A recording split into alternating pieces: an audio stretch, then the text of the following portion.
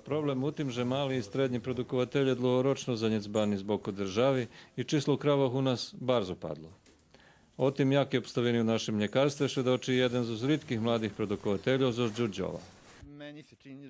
Po mojim, država nie bar zainteresovana za rozvoj mljekarstva. Ljehčejše uvez mlijeko z Mađarske, napriklad, jak ukladac do rozvoju mljekarstva u Srbiji. Jak mladi statkar selbim rozvívac produkciju, ale nie znam, co me jutre čeka. Najvjerojatnejše budem zmenšovat za nie zvekšovac produkciju. Už jutre mi dahto može poveš, že moje mlijeko nje kvalitetne i že vecej nie budu otkupjova za domnje. U tej državi še nič nie zna. Za novu farmu i novi perviski mi potrebne najmenje 150.000 evra, a to bez kreditu nie može vytvoriť.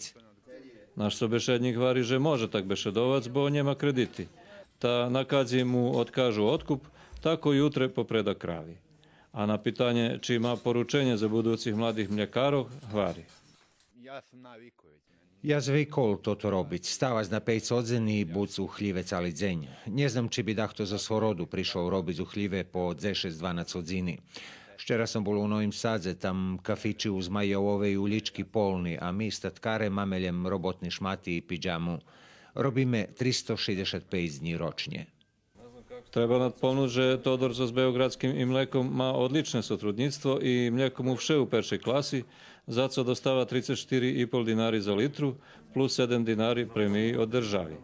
Hvari, že z produkciji mlijeka za teraz ešte vše može žic, ale še obava, že pokľa tak bude.